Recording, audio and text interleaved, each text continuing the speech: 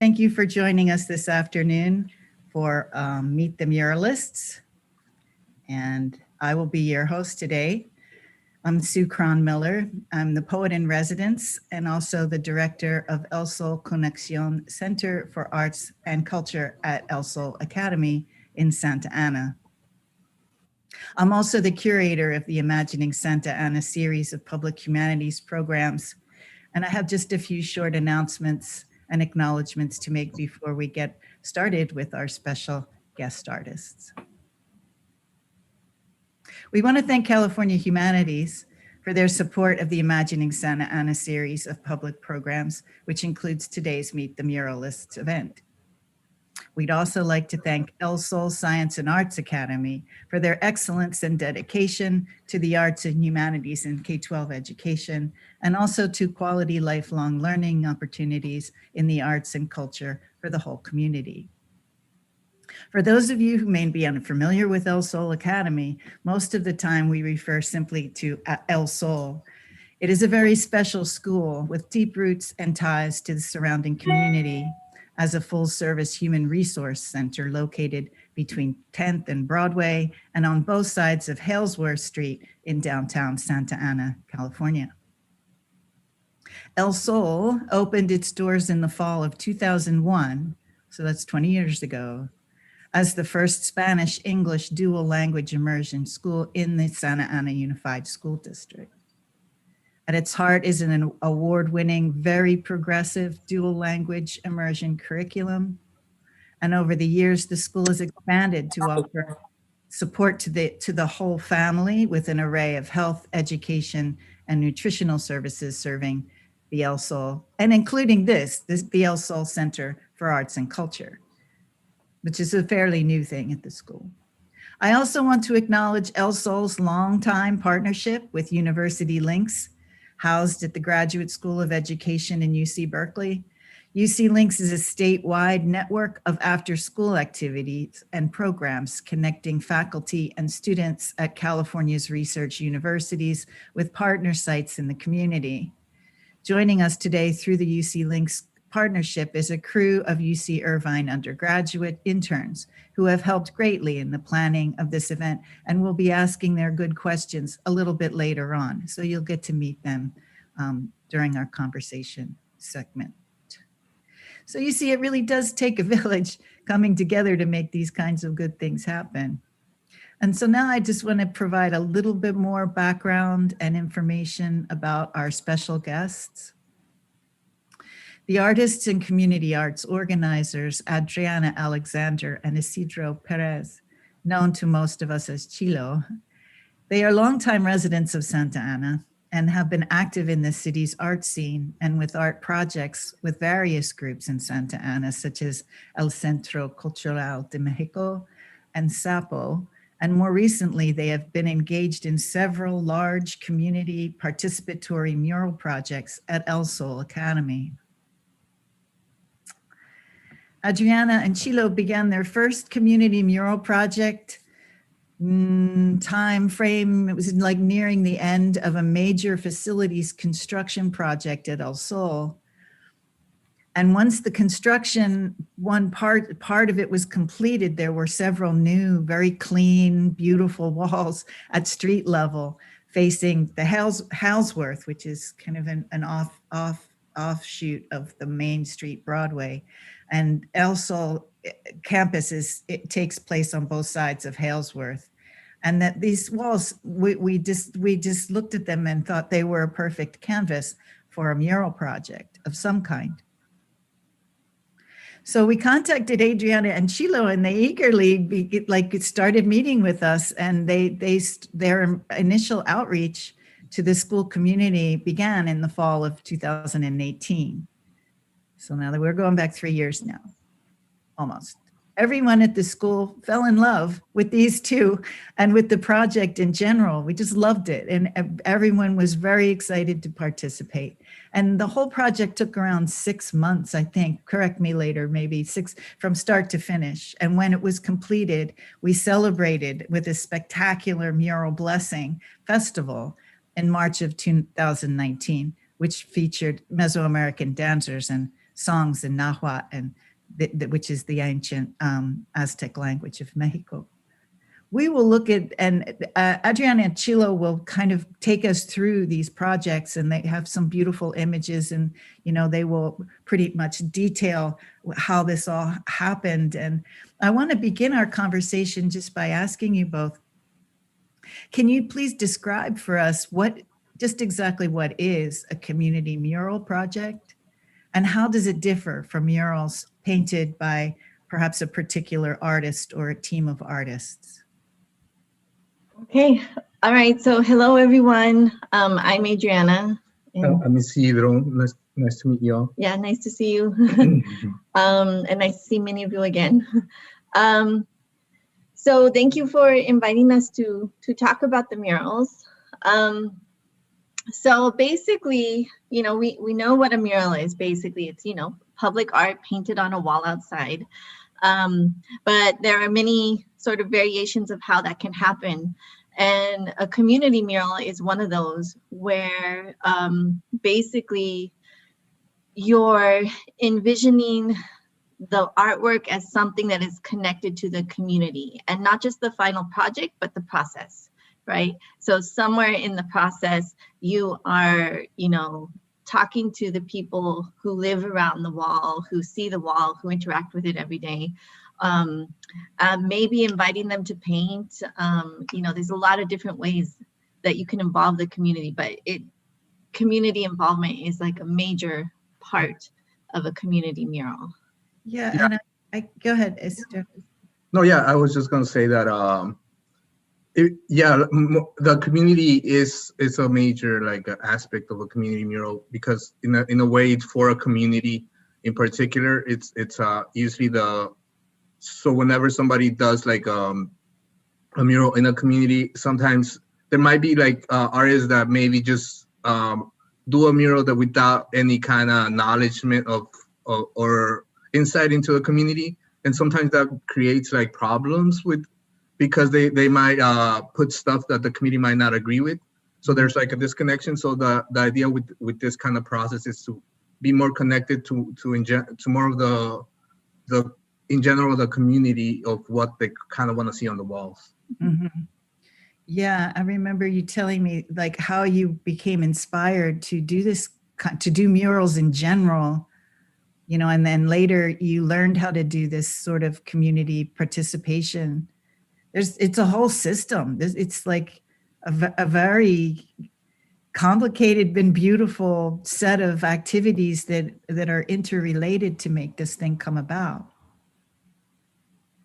Yeah. So we're gonna go through the different steps that we went through to create this mural. There's many possible ways. This is just gonna be our way that we did a community mural.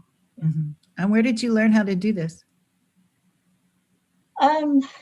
Well, that's a good question, because some of it is learned and some of it is just kind of imagined and improvised on the way. Right, yeah. Yeah, so I think we both initially got involved in community murals through a group in Santa Ana called SAPO. Mm-hmm. And I don't know if you want to talk about SAPO a little bit. Yeah, I mean, well, I was already painting on walls by myself and just doing my own thing, but I feel because I come from a rural background in Mexico, I was more of a community kind of person, because I was used to working with people or doing things in a communal kind of way. Mm-hmm. So I started working with SAPO when I found out that they were gonna do their first mural. I think it was on Sullivan, but it no longer exists because I think somebody kind of ran over the wall. I don't know what happened, but a car kind of ran over the wall, and so that mural no longer exists. But it was a really interesting and good mural, because it brought a lot of people together from that neighborhood, and so there was a lot of planning. I was only one of the people helping, but there was a lot of other people involved, and so I really enjoyed kind of that mechanic aspect of the community mural, because there's a lot of parts that work together to bring it together. It's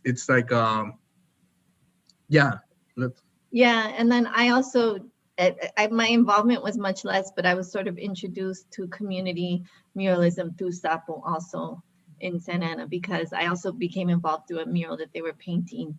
And yeah, like I said, I was not nearly as involved, but it was still my first introduction to sort of their process. Yeah, but it struck a chord with you, and it's something that you definitely wanted to continue doing. Yeah, and I think also one thing that I really appreciated about their philosophy of making murals was that the idea it was actually just to come together and do something. And so through doing this, through involving other people, the idea is that I might inspire people to be able to organize into doing like bigger things, right? Not just like on a smaller scale, but just doing bigger, organized kind of activity. Right, bringing people together, Mm-hmm. which is a very important thing. Yeah, and they also kind of their motto is kind of modeled after the Zapatista muralist movement. So it's kind of they kind of model their ideology behind that. So it's very communal, very community building aspect. Mm-hmm. Very rooted in culture and tradition and history. Mm-hmm. Yeah.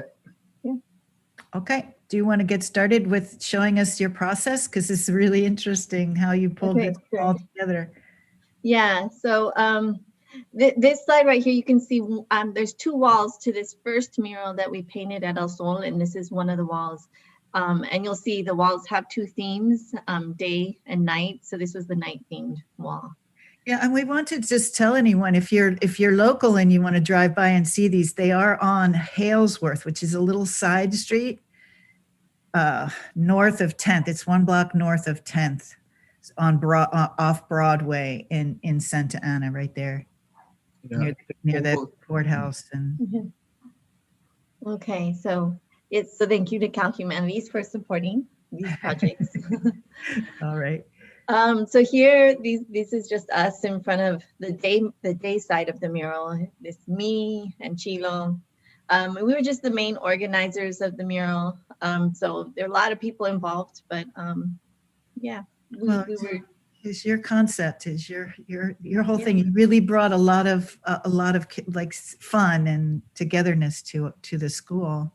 Yeah. Aside from day-to-day stuff. So here's a little time lapse. So it's gonna keep going. Hopefully the motion is not too distracting. But this is a time lapse of the first mural. And so you can see there's a lot of steps in the process. This first, and I'll go through these more slowly so that you sort of have a chance to see what's going on. And everyone can see, I don't mean to, sorry for interrupting, but everyone can see that is a brand new classroom facility that just went up, and those walls were just freshly installed, so they were ready to go. Yeah, so that was exciting, fresh walls. But yeah, you can see here, this process took about 6 months. So there were just, actually, I think it was a bit more than 6 months. I think it was around 9 months for the whole thing. And I'll just go through step by step. So our first step was to create a temporary mural. So you can see here, still some construction going on. But for us, we knew that the community mural process takes kind of a long time. And so we didn't want to have nothing up there while the planning process was going on. So what we did is we asked Chilo plus the art teachers to paint up just something fun for the kids. So 2 of these butterfly wings were painted by art teachers at the school. And so Chilo painted the monarch, and then the art teachers painted the other 2. And the idea was, to have something on the walls to kind of, create anticipation that something's going to happen here. But also to let the students kind of see their art teachers as artists, not just as teachers. So that was something that we wanted to kind of allow to happen as well. And also the collaboration, I think it's important, right? Like me as an artist coming into like a school, create, like, I don't know, because they're already like art teachers there, I feel like I don't want to step on anybody's toes. So I also I think the collaboration is important to be able to also highlight the work, the hard work that the teachers do. Yeah. And so generous.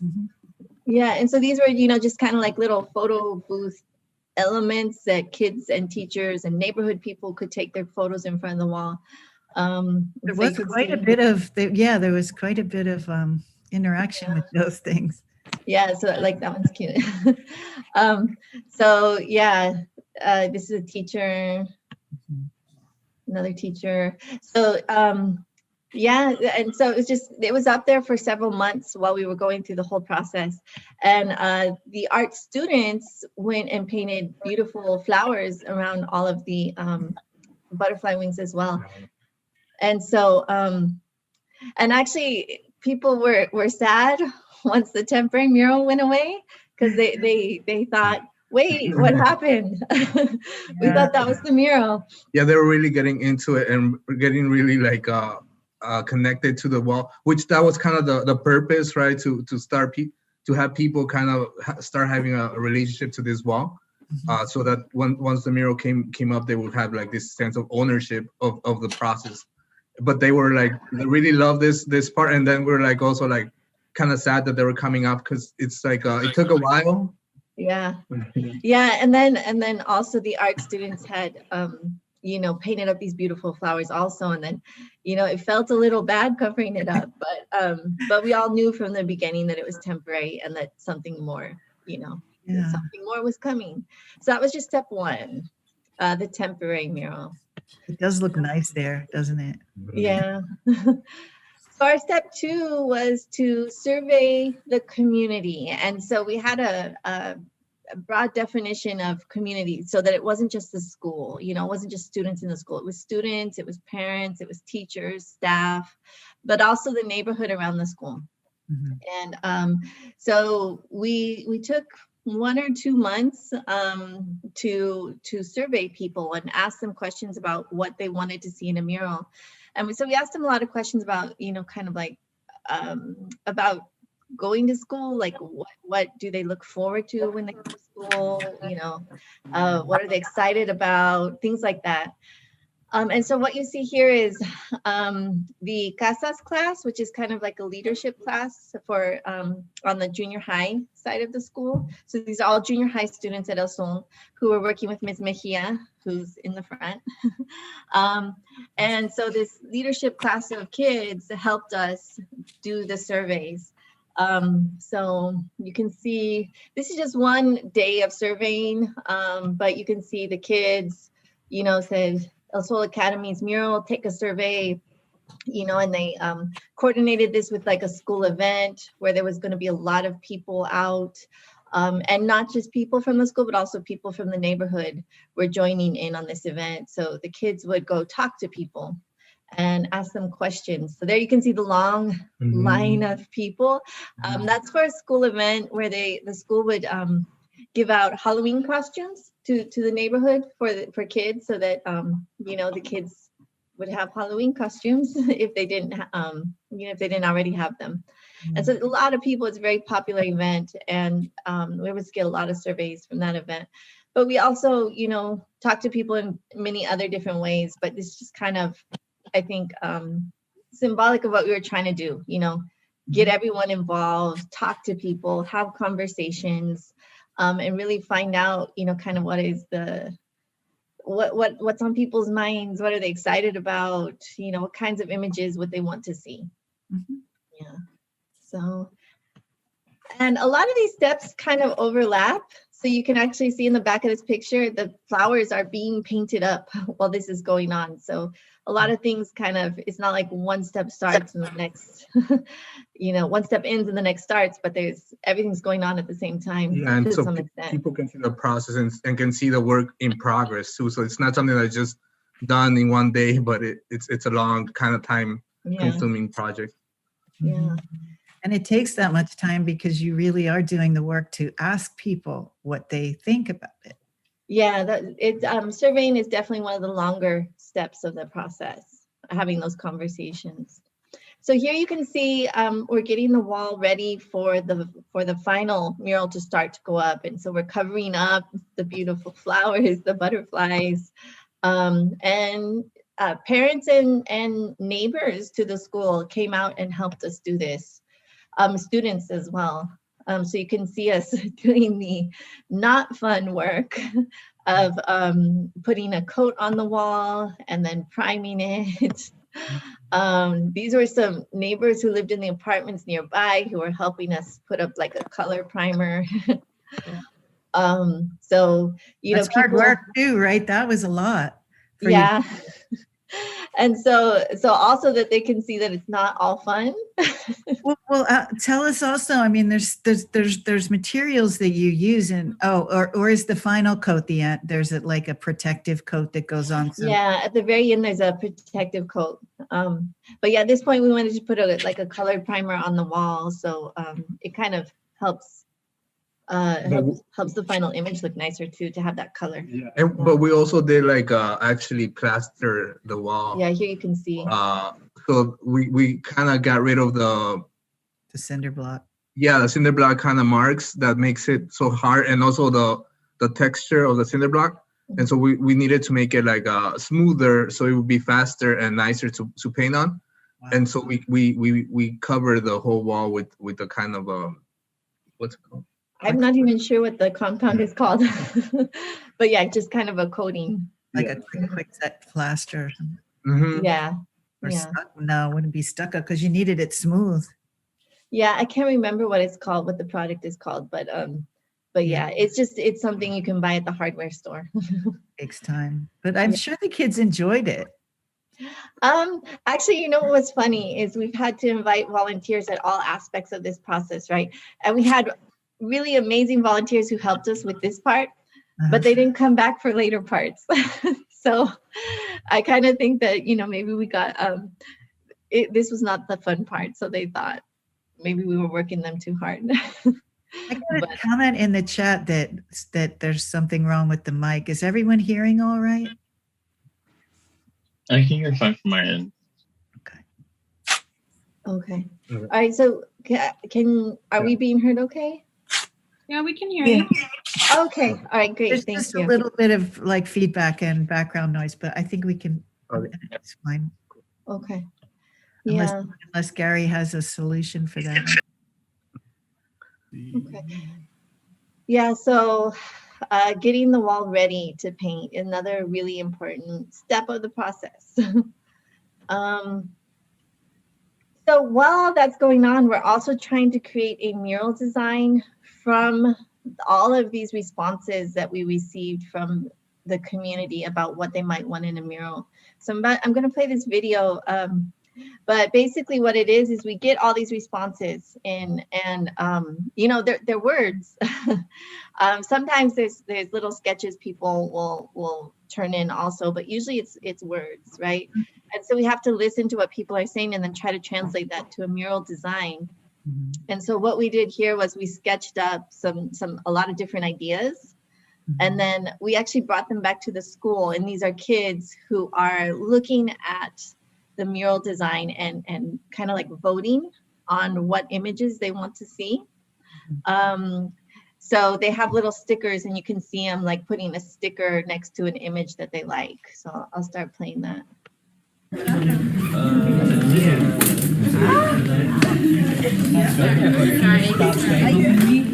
Con permiso.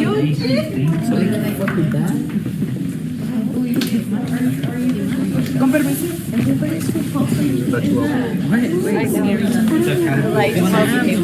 Give me a cigarette. Put it. The water thing? No. Can I explain? The cornfields. Let's go.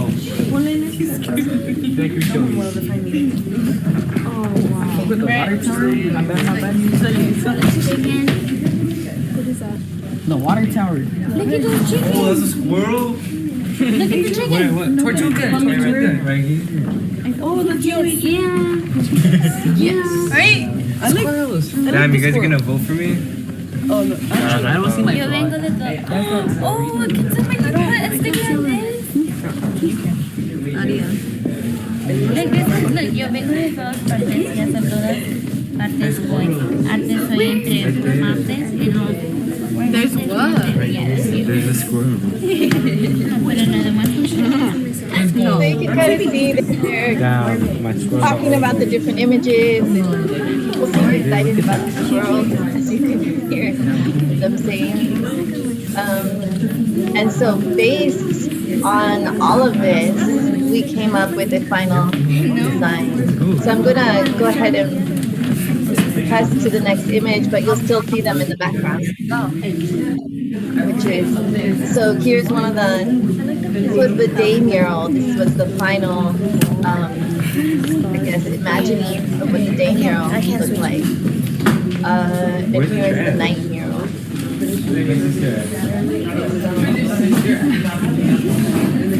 So all this was based on the responses. On the responses and on the kids saying, you know, here's what we like. So you can see some of that, like, oops, let me go back for a second. I feel like they had like those kids had a lot of like pride for the school too. Yeah. And so the sun was a big part of it. So that's kind of how we came up with like with this kind of idea of like the sun and the moon or night, day and night idea. Yeah. So you'll see different elements. So el sol, the sun, right? So the sun is a major element. Butterflies, a lot of people really, because of the initial butterfly mural that they liked so much, they wanted to see butterflies. Here's the water tower, which for some reason in Santa Ana, we all love our water tower. And so we'll put that up. A lot of people wanted like the school logo. And so we have kids wearing t-shirts with the school logo. Here the squirrels are down here. People really like the squirrels. And then in addition, what's not on these, but is in the final mural, are also bilingual poems. A lot of the kids had a lot of pride in their school being dual language. And so we would hear it constant, like on a lot of the surveys, one of the things they really liked about the school was that it was a bilingual school. And so we also had to think of how to represent that on the mural, which is why we ended up putting bilingual poetry as well into the image. And you'll see that on some of the slides that come up. So the mural design, yeah. So once we had the mural design, our next step was we had to transfer it to the wall.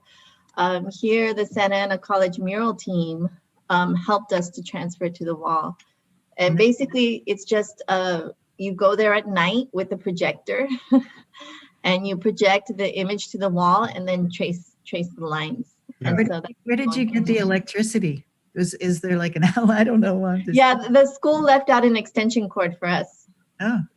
Yeah. It was previously arranged. And also the mural team is from Santa Ana, because I also attended Santa Ana Community College, and I was part of the Santa Ana Community College mural team, and I knew the teacher there in Hofstetter, and so I kind of like asked him if he could help us do this, and he brought the whole team, and they came to help us transfer the image. And so it's another like layer of collaboration, right, within like different people from the community. Yes, fantastic. Isidro, what's the teacher's name? Is that Daryl?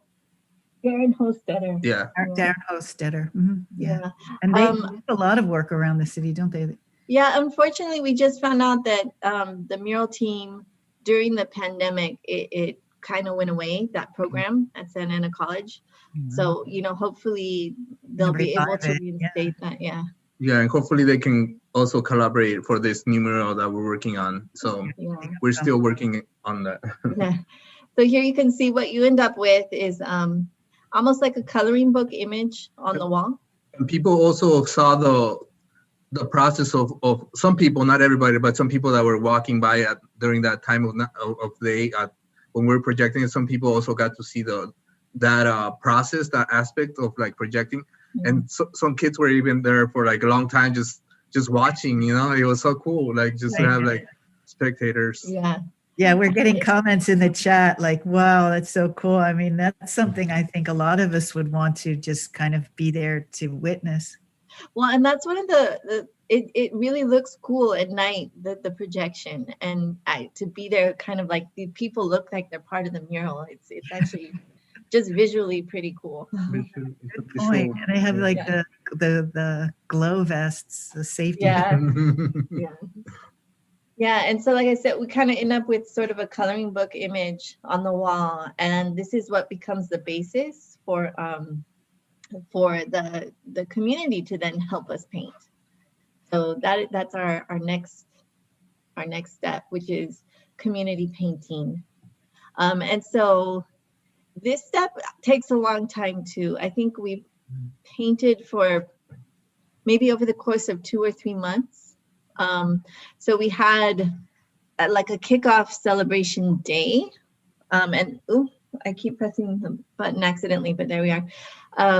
So in the top left-hand corner, the image that's moving, that is, it was like an arts festival that El Sol had.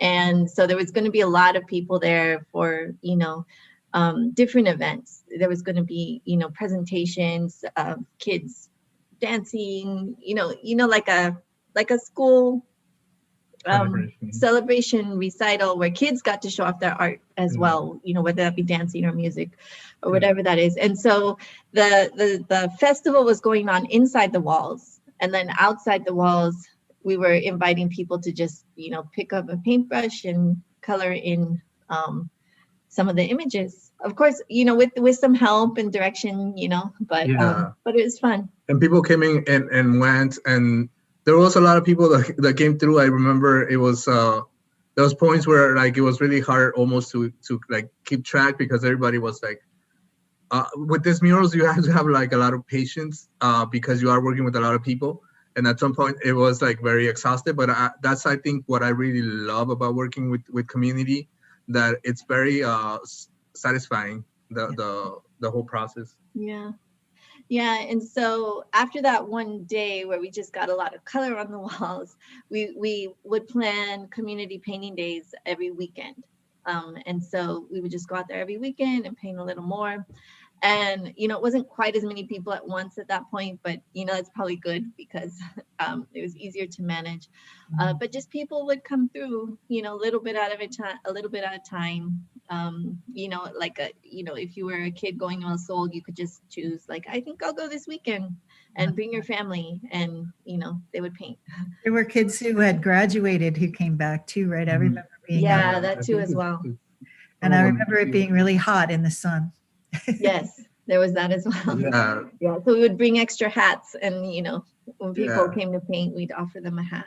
There was a group of students, like they were all girls, and they were all kind of friends. They were using this as an excuse to kind of get together again and touch bases. Yeah, like a reunion. It was cool because they had all graduated from El Sol and gone to different high schools. But they were kind of like using it as a little reunion that they could come paint at the wall. That was a nice one. That's a nice side story. There's so many stories, right? Yeah. And so I put step 6.5 here because like after all this, community input to the painting, that's the point when Chilo, because he's the painter of us two. I'm not really a painter. He went through and kind of sharpened the images to make sure that they looked, really good. Just added a lot of like just touch-ups, details. Sometimes things are off, wings, colors here and there. Yeah. Because when you work with a lot of people, there's a lot of people are not artists, but it doesn't matter, right? So the idea is actually just to be involved, and then after I kind of just fix a lot of the details. Yeah, and some of the Santa Ana College mural team painters also came and helped with that. Mm-hmm.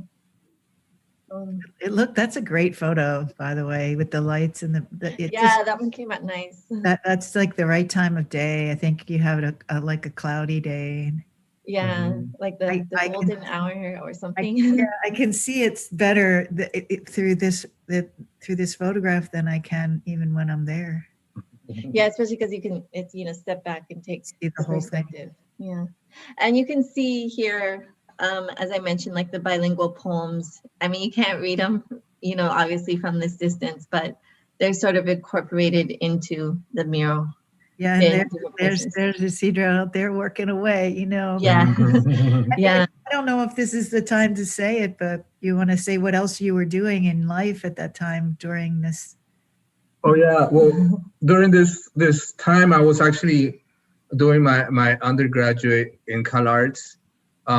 So I had transferred because like I said, I went to Santa Ana College, but then I transferred to Cal Arts and so I was in art school, and I was working also on my thesis show, and so actually this mural became part of my thesis show. So I used it as my in my show in the gallery space, which was something that I wanted to do to kind of have the mural travel into other spaces. So I kind of took it into the gallery space too. Yeah. So, and so then after it was all done, we planned a final community celebration.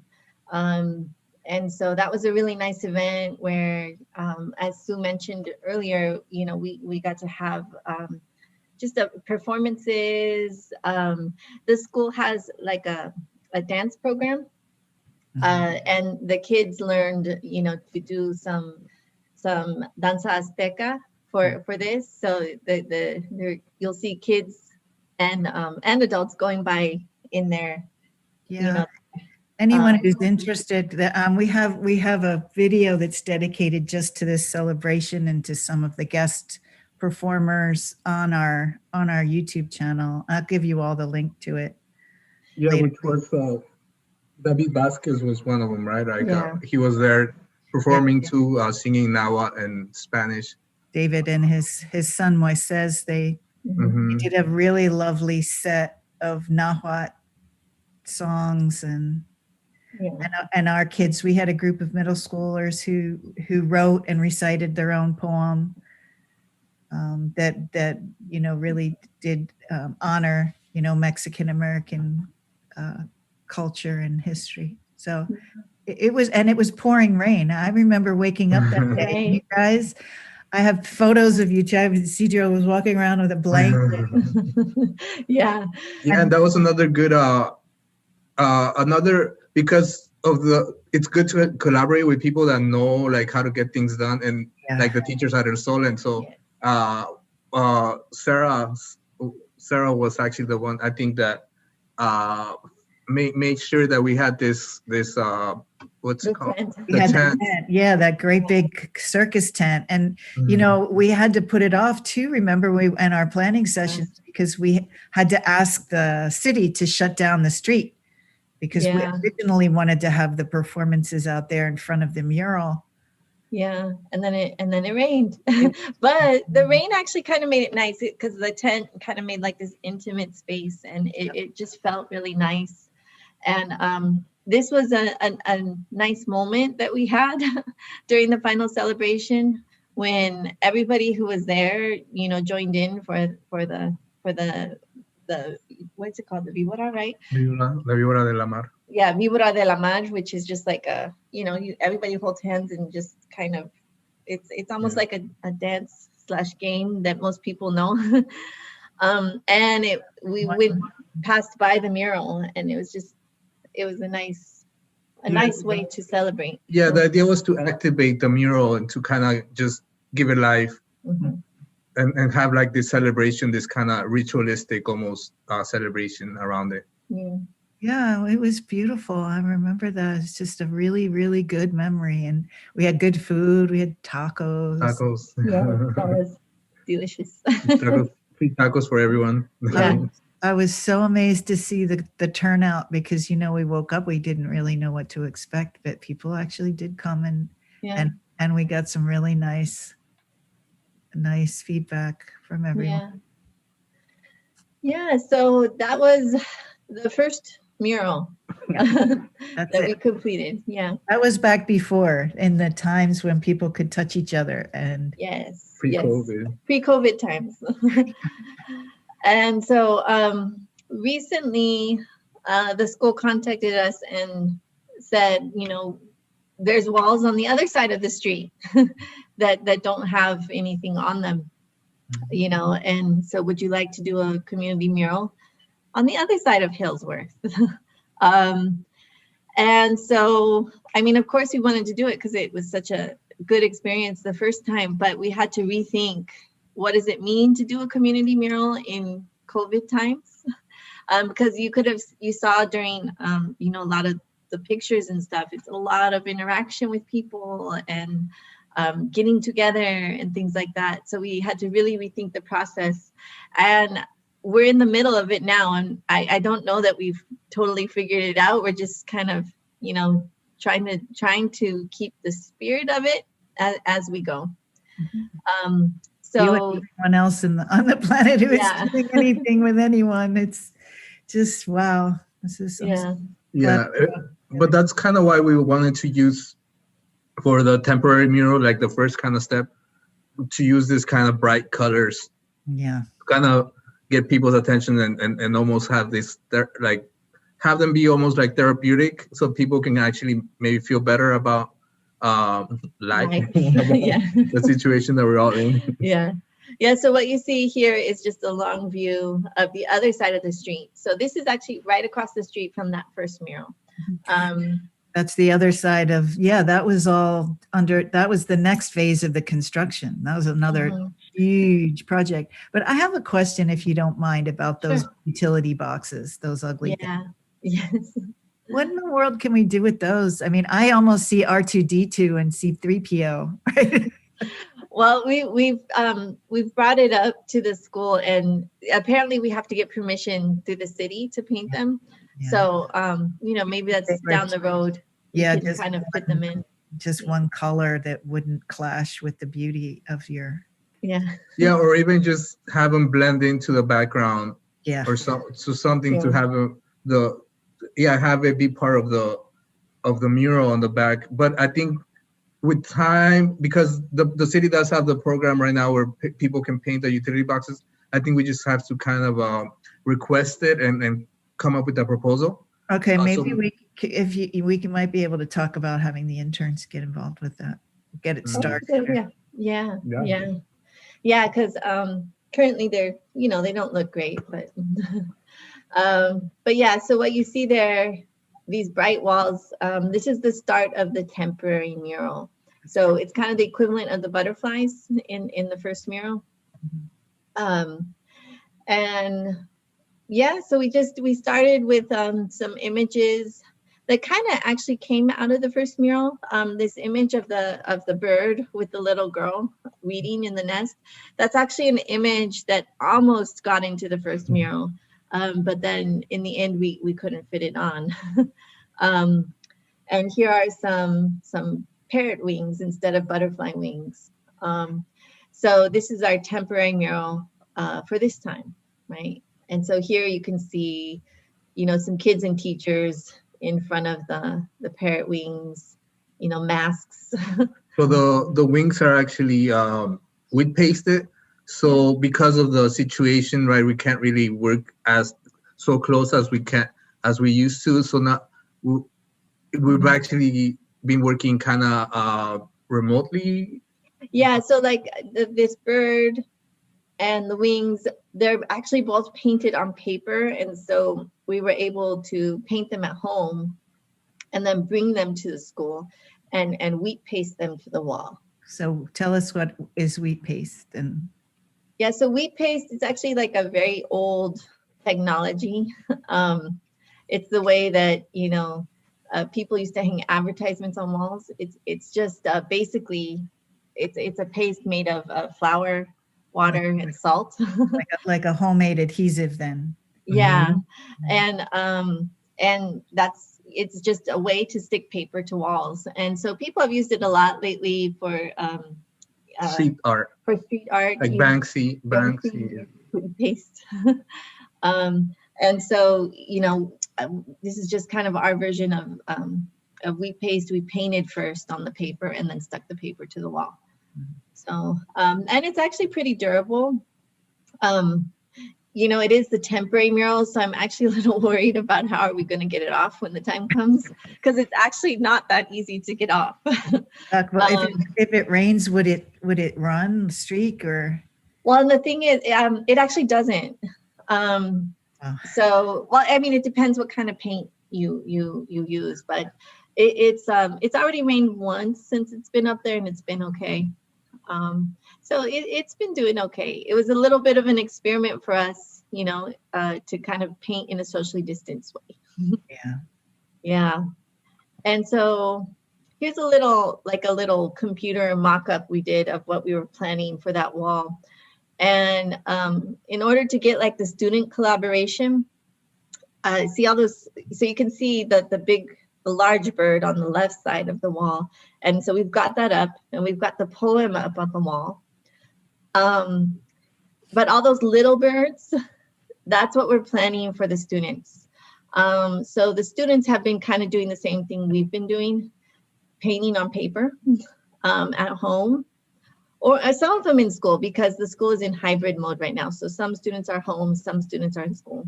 That one's beautiful. The colors that they chose, just really gorgeous. Yeah, they did really bright birds. Here you can see they did very imaginative birds too, which is pretty cool. And so we're cutting out the birds that they painted, and then they'll go up on the wall as well. Pretty. That's gorgeous, you guys. It is very difficult not to get attached to these. It is, yes.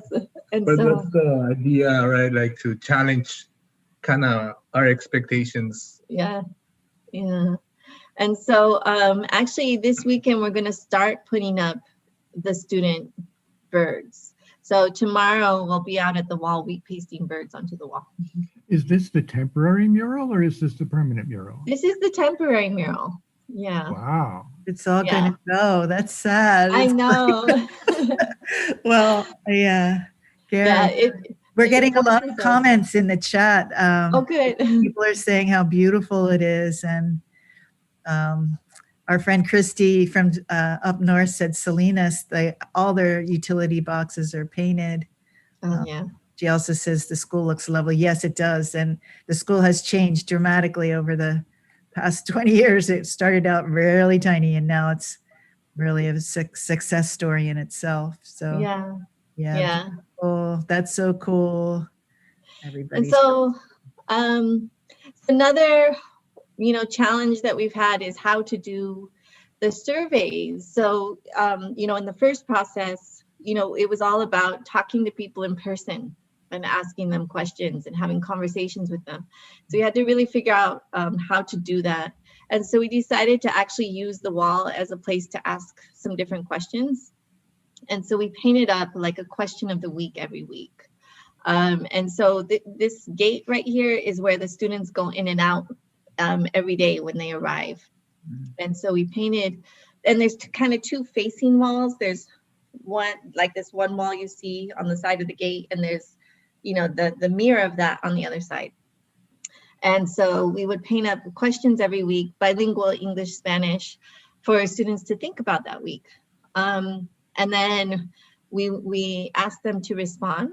And so like this question, what do I see differently? What do I notice that I didn't before? And a lot of these questions do kind of reference, our last year of COVID, because we didn't want to do a community process that ignored sort of the situation that we're all in. Beautiful questions, because they can, with or without COVID, it plants that sort of thinking into the child's purview. And so students can answer either like in analog with sticky notes. They can actually put sticky notes on the wall. And so that's what this is right here. And so you can see some of the answers that people gave to this question.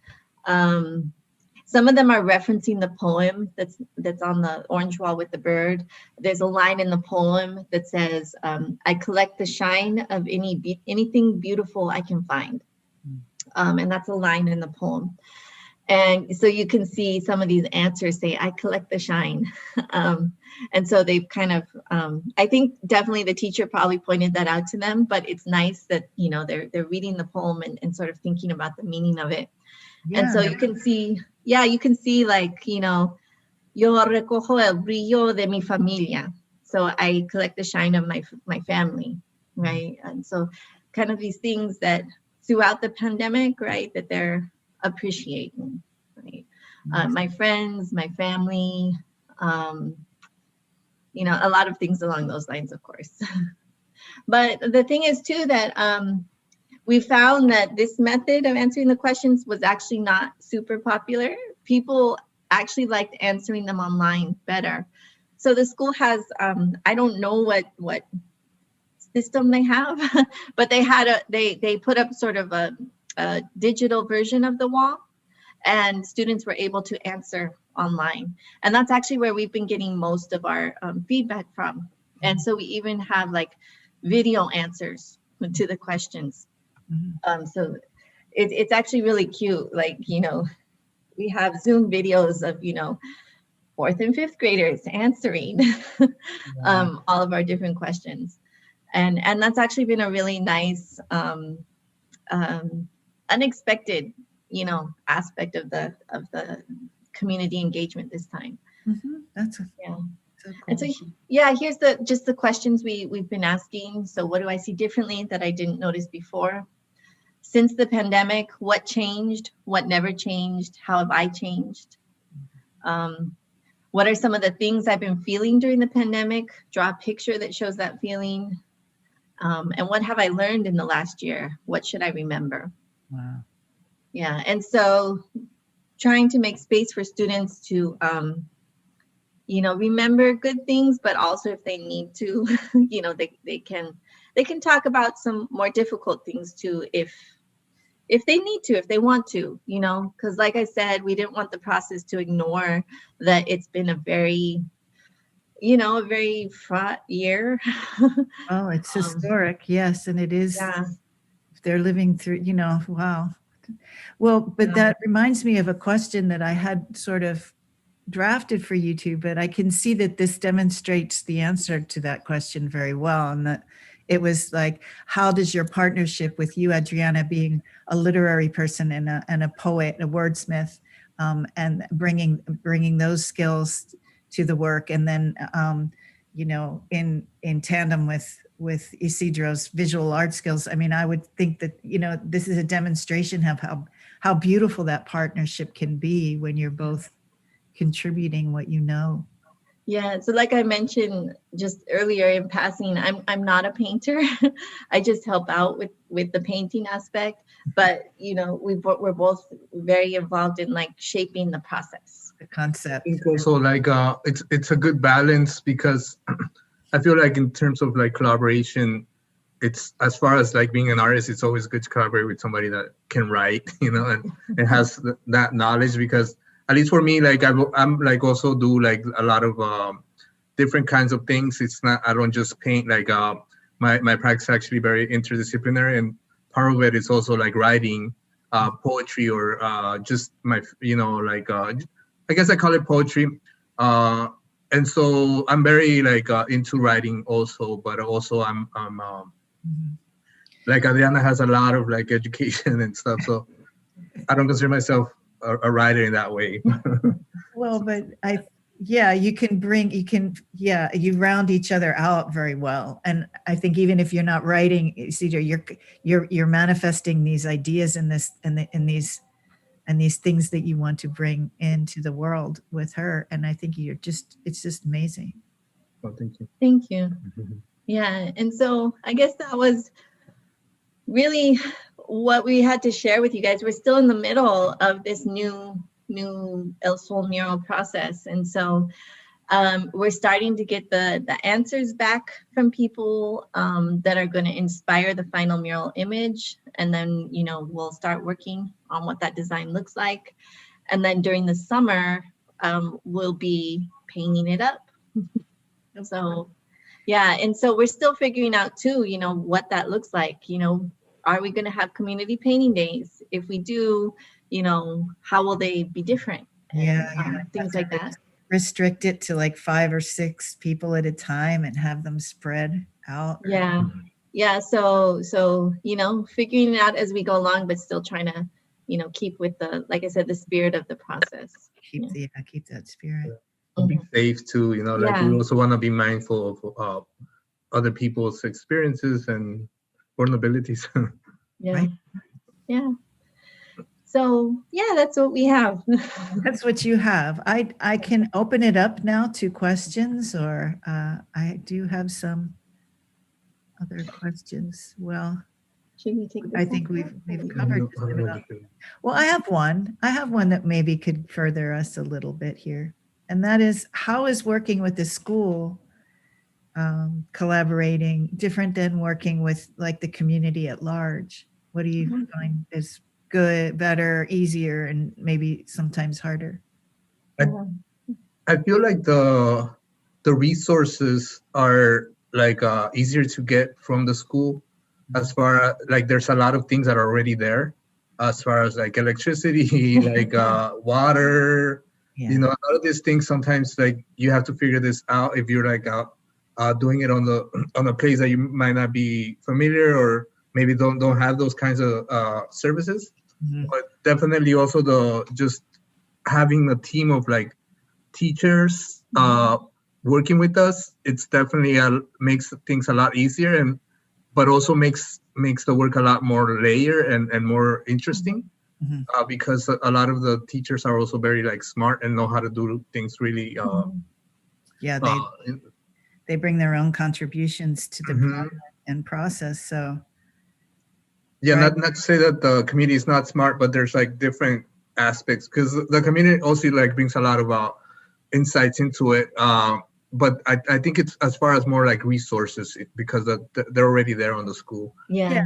And you feel more supported, I would think, than if you are, because, well, there's a whole chain of permissions you need to get, right? The school can just say, come on in here and do it. But the city also is friendly towards murals. There are some places that aren't so friendly. Actually, up until recently in Santa Ana, all you needed to paint a mural was the permission of the wall owner, and there was no city process. So, I do believe that's changed kind of recently. Well, there's so much art going up in Santa Ana. Just in the past 5 years, I would say the whole place is different. Yeah, and so I mean, it is also nice to paint those kinds of murals because it's very, I don't know, like immediate. Like you're there and you're in it, and I don't know, it's just a feeling to it. Like they're both nice to do. It also feels good to be at a school and be really supported by the team of teachers, and they're just a little bit different. Well, how about our audience? Do we have UCI students have some questions for you? Do we have a volunteer that would like to speak up? I have a question. That's Mariana. Introduce yourself. Yeah. Oh, hi. Yeah, I'm Mariana Montserrat Bachayan. I'm a full-time student at the University of California, Irvine, and I'm currently majoring in psychological sciences with a minor in Chicano Latino studies. And I was wondering if, because I actually like doing art myself, and when it comes to like muralists, right? You express that there's like community work and as well as just brainstorming. But I also wonder, what do you necessarily need in order to be qualified to do murals? And do you need like any form of like former education and related to art or like writing? Thank you for that question. I don't think you need any qualifications. Actually, what you need is actually just experience, and that's kind of that's why we do the community murals, to have people have that kind of experience, because sometimes it's hard to get the experience, because it's hard to know people that are doing murals. There are a lot of people that do murals, but a lot of the times they're like indoors, so it's hard to see that. So that's kind of the reason why we do it. We do it outside so that people can see the process and also be inspired to do it themselves. So the idea is not for us to do a mural, but also to have people kind of take on that responsibility too and do it themselves and and have like an excuse to do something together with a group of people. But yeah, I don't think you don't need, depending probably in the city, but in Santa Ana, like we said, you don't need like any kind of permit or anything. All you need is kind of more like an idea, or like before it was like if you knew somebody that had a wall, like let's say on like a public wall, and you could just ask them, or somebody wanted to have you do it, you can just go and do it. You could do it yourself too. It doesn't have to be a community thing. It also depends on the city, like which city you're in, what the ordinance is, what the rules are, because in a lot of cities they probably won't let you. So definitely depends. In Santa Ana, it was okay until now. I think things are changing. Yeah. So it really depends on the city. Yeah. But actually, the Santa Ana College mural team that I mentioned before, that's part of what their goal was, was to allow people to gain that experience, and but really it's been not necessarily formal qualifications. It's getting someone to trust you with their wall. Yeah. Yeah. And if you have the experience, it's easier. Yeah, it is a big shift from doing, like, maybe Mariana, you're doing smaller projects in your practice, but then how do you make that shift from something that is like, I don't know, this big to like seeing it huge? I mean, I think that just is a leap of faith, right? Yeah. And I mean, to scale it up. And also, like, if you're interested, just kind of start following people, start like getting to know people that do these kinds of things, or even get involved in some of these murals. There's sometimes they're happening and you can just go and check them out.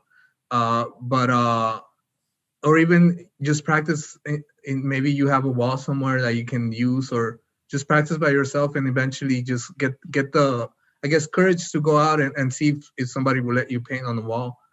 We had somebody that actually like, it was before we did these murals. We were working with another organization, which was the same, but it was the Santa Ana Community Artists Coalition that kind of came out of our work also. But we had a person that was learning, and he had the same question, and we just kind of told him, well, you just have to go get permission. And he actually did. He went to get permission at schools, and they gave him the walls. He started making a bunch of murals. So that's cool. Yeah. What did he paint? I don't remember, but I just saw the pictures. Yeah. Mm-hmm. That's cool. Yeah. Yeah, especially, I don't know, I feel UC Irvine needs more murals, in my opinion. They only have the cultural center, but that's it. Like, that's all the murals we have. Yeah, we've also done murals with Cal State Fullerton. Yeah. Okay. They contracted us to do a community mural there too, and so you can actually have, like, in the universities, you can have like some kind of proposal, and people will kind of support you. And it's something that just reminded me of is when we did the Cal State Fullerton mural, we actually did it on a big piece of plywood rather than directly on the wall. And so that might be a way to practice also. Like, you get a big 4 by 8 foot piece of plywood, and and then it just gets mounted on the wall afterwards, and it's still a mural. Mm-hmm. Yeah. Okay. Thank you so much. That was very insightful. Mariana, yes. Someone else from the team? Yeah. Hi, I'm Kyle. I'm a fourth year psych major. I'm also one of the interns. You briefly mentioned the crow poem that's painted on the wall. I was curious as to the meaning behind it and the inspiration that led you guys to include that to the temporary mural. Well, thank you for that question. I'm the poet, so I'm not the poet of that poem, but yeah, no, but that's why, like, I really enjoy incorporating poetry into the walls, right? So that the poems in the first one that we had, we tried to get all Latin American poets, and so all the poets in the first mural were Latin American poets. And with this wall, we started, thinking a bit beyond that. This poem is by Joy Harjo, and she's the current poet laureate of the U.S. And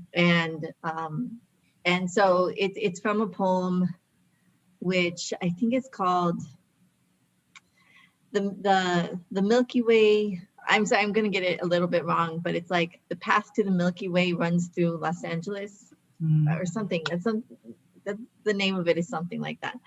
But it just had this nice excerpt in it about birds, and we were thinking a lot about birds because that's something that I and a lot of people seem to have noticed during this pandemic is birds, right? Because we're at home and nature's coming back, and birds. I don't know if I'm noticing them more or if there really are more. Maybe a little. Yeah, so I started looking at poems about birds, and this is what we came up with. And so it's just nice that it was the U.S. Poet Laureate, so the kids could kind of be introduced to that idea. And she's an Indigenous woman from the U.S., and so that was also nice to kind of, give that recognition as well. Yeah, that's all really beautiful. We have a guest here who says she just finished a community mural. Maureen, would you like to say something about that to the group? Yeah. Can you turn your camera on if you can, or Thank you. Actually, I got my mural training in California. So I just recently moved to Texas, and we had someone come to us and say she had a wall that she wanted a mural on. And it's on a well-traveled sidewalk going towards the downtown farmers market. And so I talked to some high school students who had a dream of what Dallas could look like with solar panels and rooftop gardens and all of that. And so I worked with them and pulled in people who didn't think that they knew which end of a paintbrush to hold. Yes. And they did a wonderful job. We had the high school student plot out the skyline, and then at first she was very nervous, but with encouragement she started saying, well, now you need to have this color here. And we pulled together a wonderful mural. We painted in her parents' garage, and they fed us pizza on the weekends. It took us 2 weeks of really long days to do it. It's on 2 plywood panels, which was then mounted on the wall, and a group of about 30 people came out and celebrated. They were really happy because it was, a message, a positive dream about what a city could look like, and giving voice to high school students who have real concerns about climate crisis. And the cool thing is that it was mostly painted by people of color. Woo! Yeah. Yeah. Nice job. We'll have to look into that. Yeah, thank you for sharing that. And yeah, I feel that that's kind of why we do it too, right? Like to have people kind of experience with art, especially a lot of times in communities with people of color, art is not very accessible to us. And so the idea of a community mural is to have to make art a little bit more accessible sometimes. Yeah, and not only that, I've done work with low-income seniors in Los Angeles, and my last project actually was Untold Stories. And so I think what murals can do is to give voice to people who have no voice. They can tell their stories and tell their dreams. And they could walk by every day and see them on the wall and go, yes, I'm going to continue to dream. I think that's what's so important. Yeah, and also when we think about art and how exclusive art can be, right? And how some people have kind of access to it. And so, yeah, it's...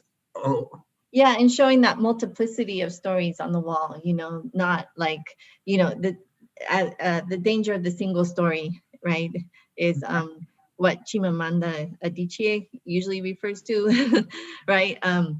She talks about how we really need to represent, a variety of experiences, a variety of stories, and murals are another way to do that. Yeah, that's great. Yeah.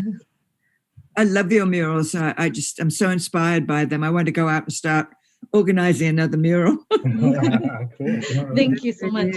I have some friends in Dallas I can connect you with. Tell them to go down by the farmer's market. Okay, I'll do that. Yeah, they just moved here from Los Angeles and they're just now getting used to being there. So, and someone else, just want to make sure we're getting to all the questions in the chat box. Christy, you wanted to say something, or you have a question for Adriana about her poetry? Yes, I wanted to know if she had any chapbooks or books available that she was offering for sale.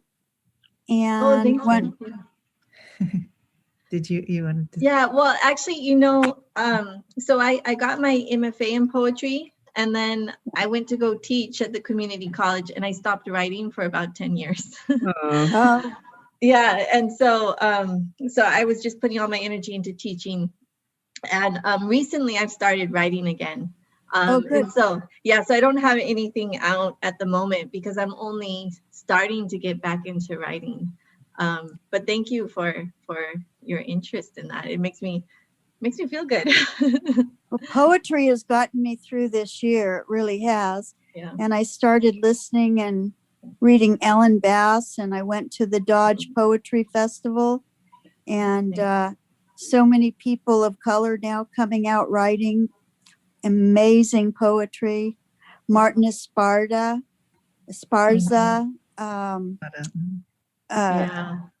so many good he's poets. regular there at the Dodge Festival. It was virtual this year, right? It wasn't, I mean, they usually have a big gathering in New Jersey, right? Yeah, I don't know where it is. This is the first time I was able to go. I'd heard about it, but there was no way I was going to be able to travel there.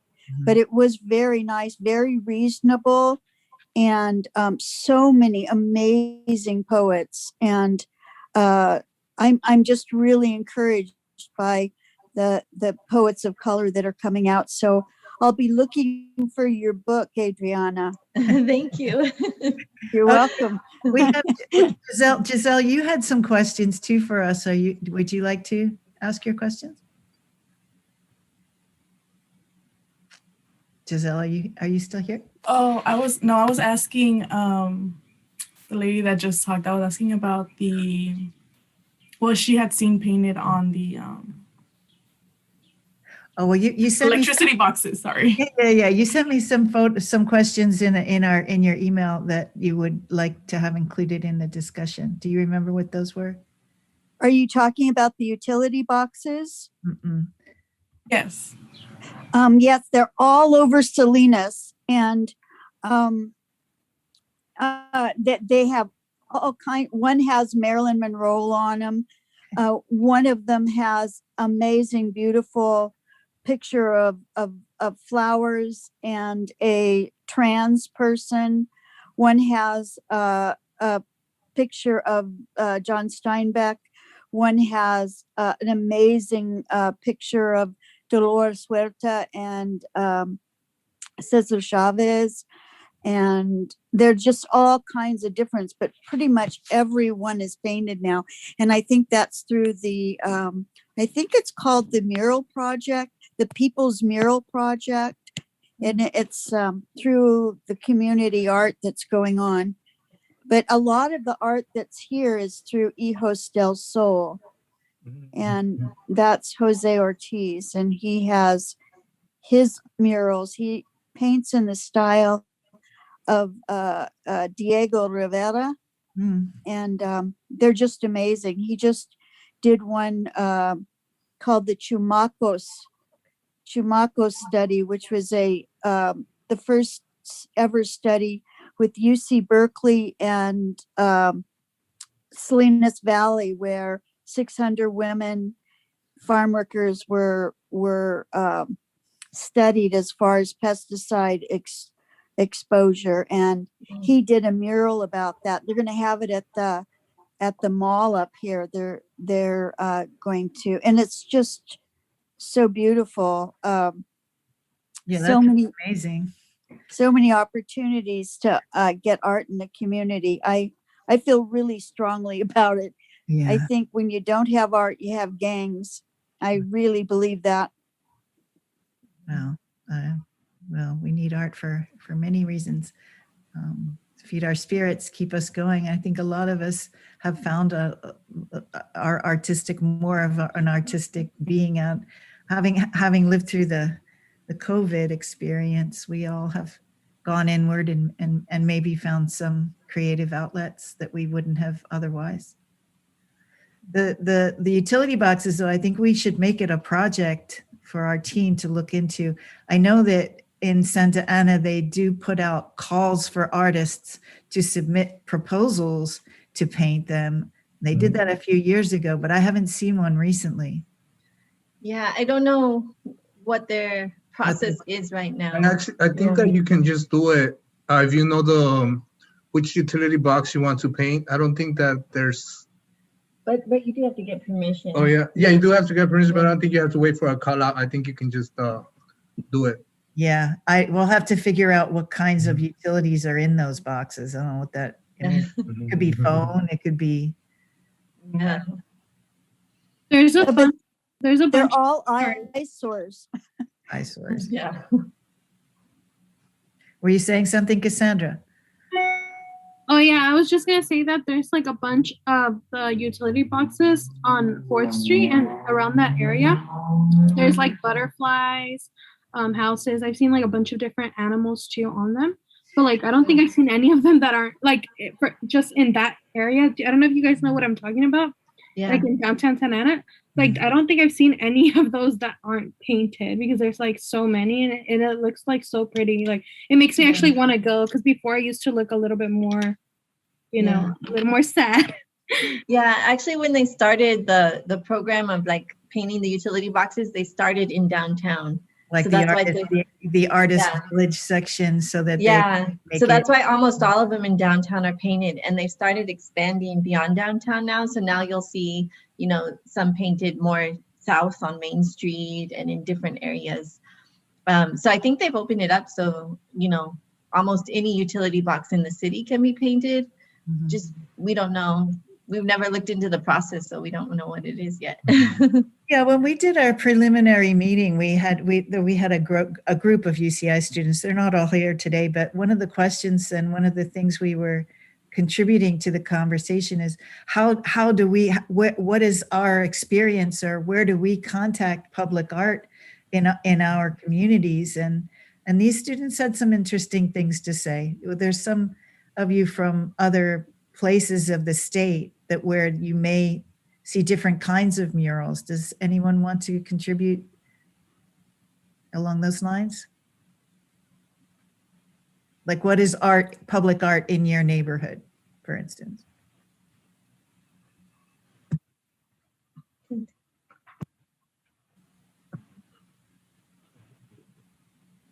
I wanted to, I wanted to add, just like generally with art, we do have like a really long, like a really old like car repair shop, and so they have like this like they've created like these sculptures out of these broken parts out of cars, and I know it's not murals, but it's still something fascinating. Yeah, public art. It's so fascinating to look at. And where's that? It's in the city of Riverside. I think more closer to the town of Perez. But it was things like because it's always been there, and it's like a little like memorial. It's like always been there since like I've grown up, you know. And it's like a little memento of like how things were at that time of age. That sounds cool. Yeah, and you know that's I think that's the role that kind of public art plays, right? Because it's like the public gets to interact with the art, and so it becomes part of the life, right, of our kind of references or memories. So like the public does get like more connected to these pieces, and through like just walking or seeing it, right, and it becomes like this this close kind of relationship to the art. And the people who each remember them, that particular art, if they have something in common then from that point on. Yeah. I wanted to also quickly add, yeah, I noticed that because I don't know if you guys know a lot about that whole that Pokemon app, fiasco that was going on a while ago, and how that kind of helped out, I think, with public art, because it gave like a lot of like public art spots. Like it was like a Pokestop. So there was like a lot of kids who would like go there and then like, play the game, but at the same time it would like encourage them, to socialize, with the community, with what, community art or like a community fountain or stuff like that. So that's how I found that. And I got to find way more cooler stuff in my city because of that. But it was super fun, honestly. Yeah. That's a good idea. Maybe we can invigorate something like that for the set, because there are apps now that a professor at Fullerton put together, which has collected all the murals. You guys know about that, Adriana, because I think you were there at Maritz's party for the. Yeah, I'm aware of it, and I know that there's a professor and she was working with some students and they were gathering information. She's digital humanities. I even met her. Maybe so there is an app. I don't know where to find it. And I know Monique was talking to her also about the murals. And I think your mural is in her library, in her app. Yeah, I think it might be. I'm not completely sure, but I know that there was someone working on that. Yeah, she came out and took photos. I was there. Yeah. But that's an interesting way to do it. But in order to keep these things alive, right, and keep people visiting them, it does take a lot of effort and energy to kind of like even to get people to know about this talk today. It's, I'm so happy that you're joining us here from Salinas and from Dallas, and right? I mean. It's just really lovely. Thank you for coming. How did you find out about us? I think I found out through the Humanities of program of Santa Cruz, possibly, or also maybe it might have been Eventbrite. Right. But I have my radar out for anything in the arts, and especially writing and and art. I think that idea of having like a pop-up sort of thing around arts, and I always thought, like, as poets, you and I, and I live in this town of Huntington Beach. There aren't very many poets here in my neighborhood, but at the end of Beach, there's this beautiful inlaid mosaic, and I don't know who made it happen. It had to be many, many years ago, but there are bits of Walt Whitman's poems yes, and there's even these beautiful outtakes from John Keats poems about the sea, and it's just gorgeous. And years ago when I had lots of time to think about this stuff, I thought, we really should just like organize some kind of poetry thing there, because it's not where all the other people meet down there by Main Street. It's at the end of Beach, right? So. Yeah, I really like the idea of like poetry being part of the city, being part of the walls or the ground or the floor, and right, and kind of part of the architecture around us. There was that, Caltrans sometimes, on the buses they had that like poetry in motion. They had their sometimes you would see poems that way. But it definitely needs the marriage of the poetry and the visual arts. I think is something that is really, really lovely. And I'm glad. Another thing they have in Salinas is they have scattered in historical spots where John Steinbeck that references his prose. They have these great big giant rocks that they have put quotes from his books on, and they're at a few of the libraries, and they're scattered about. It's beautiful. Yeah. That sounds cool. We're about ready to close up, but I want to make sure everyone gets a chance to speak or ask a question.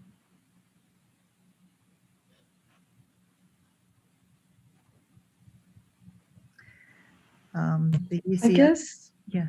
Oh, I just wanted to make the comment that I really admire murals, and more specifically, so like I like art in general, but murals especially, I like them because from what I've experienced, just seeing murals in my community, like if I'm like dealing with like some like bad stuff that day or something, it's just so like it's like food for the soul, you know?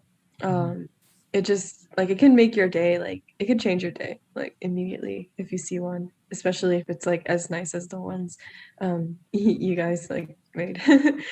Just like butterflies and space and it just kind of like it takes you away for a bit, Mm-hmm. Yeah, and we also like to incorporate a lot of nature into it because there's not a lot, especially Santa Ana, there's not a lot of nature here. There's like we have very little parks and we have very like natural parks, and so that's something that comes up a lot on our surveys. People wanting to see these things. Yeah, it seems to be something that makes people feel good. Well, Santa Ana, yeah, for those of you who don't know, it's one of the, if not but one of the most densely populated urban areas in the country. And yeah, I mean, I think it's one of the most beautiful cities in our county, definitely. And it's a city that is dynamically changing. So you have to take these opportunities to save a little bit of it, right, for us and the memories and the voices of those who live there. Yeah. Closing remarks, anyone? I would like to say something. Please do.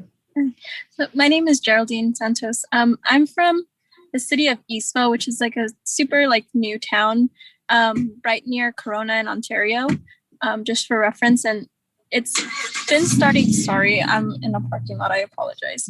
But it's barely been built, like for about like 15, maybe 20 years, it's been starting to uprise. So everything's completely new. And there's actually not really any art around the city. So when I do travel, like I just went to San Diego and I stopped at a few different murals that were around the city, and I found it really beautiful when like the scenery or the geography of the city like culturally represents its community. Like I find that really beautiful, and I really love to be a part of this. And I thank you for the opportunity to kind of show us like how the city and how the community and how artists take ownership of their land and their environment. I found that really beautiful. So I do want to thank you for that. Thank you. Yeah, the murals in San Diego are very beautiful. I don't know if you were able to check out the Chicano Park murals. If you're ever down there in San Diego, you should check out the Chicano Park. It has like a lot of history. There's also documentaries about it. But yeah, it's and also the murals are very beautiful there. Is that in Balboa Park, like that? It's actually not. It's like kind of underneath a freeway overpass, and so they actually painted like all the concrete pillars that are holding up the bridge, and it's a really cool space. It feels like you're in like almost a giant cathedral of murals. It's really cool. It's off the 5 there, right? It's just south of the city, going towards Imperial Beach. Yeah. Mm-hmm. What was it called again? Chicano Park. Chicano Park.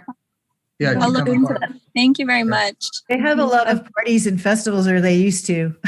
I mean, gosh, I'm forgetting. I think they just recently had an event with like lowriders and just Mexican community for Cinco de Mayo there. I was gonna go, but I had a midterm that day, so I couldn't. Nearby, right? You live very, very close to there. Yeah, I go there often.